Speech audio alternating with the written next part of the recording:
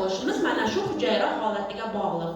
Chunki bu hujayralar agar har kuni o'ziga kerakli bo'lgan, ya'ni normal funksiyasini bajarish uchun zarur bo'lgan 80% suv va 20% mineralni qabul qilsa, ular o'zini vazifasini a'lo darajada bajaradi, ya'ni organizm sog'lom bo'ladi.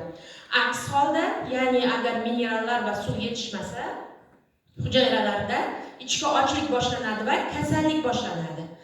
Ya'ni kasallik boshlanib hujayrada to'qimaga, to'qimada organlarga, organlardan esa organlar sistemasiga o'tadi va oqibatda organizm kasal bo'ladi. Boya yuqorida aytib o'tganimizdek, inson salomatligiga eng katta ta'sir ko'rsatadigan narsa bu ovqatlanish, do'stlar. Aslida bu minerallarni biz oziq-ovqatlar orqali olishimiz kerak. Lekin hozir biz nimalar iste'mol qilyapmiz, do'stlar? Yog'li, qovurilgan, rang qo'shilgan, ta'mga qo'shilgan turli xil oziq-ovqatlar, polfabrikat, yana tez pishar fast food taomlarini iste'mol qilib, boyagi rangli gazli ichimliklarni ichyapmiz. Mana nima uchun, do'stlar, kasalliklar ko'payib yosharib bormoqda va eng yomoni biz buni bolalarga ham beryapmiz.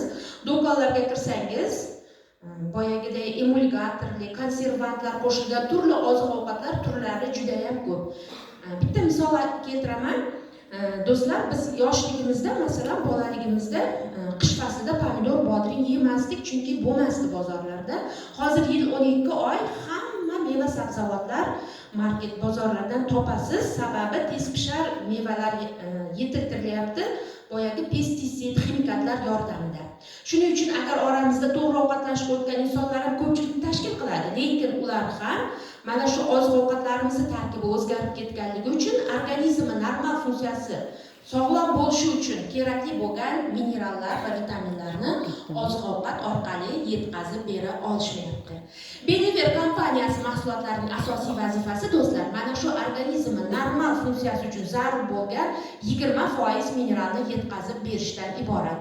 Ushbu mahsulotlar hujayra darajasida ishlaydi, hujayrani tozalaydi, butunligini tiklaydi, oziqlantiradi va shu orqali organ hamda to'qimalardagi kasalliklar ketadi, ya'ni organizm sog'lomlashadi.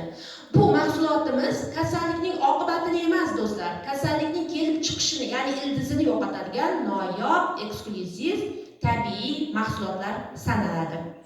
Aziz do'stlar, agar sog'lom bo'lishni xohlasangiz, bardam baquvvat bo'lib keksaygan chog'da ham har doim ko'rinishingiz o'zingizni yoshingizga nisbatan chiroyli, zo'r bo'lib yurishni xohlasangiz, do'stlar, har doim faol harakatda bo'lishingiz kerak.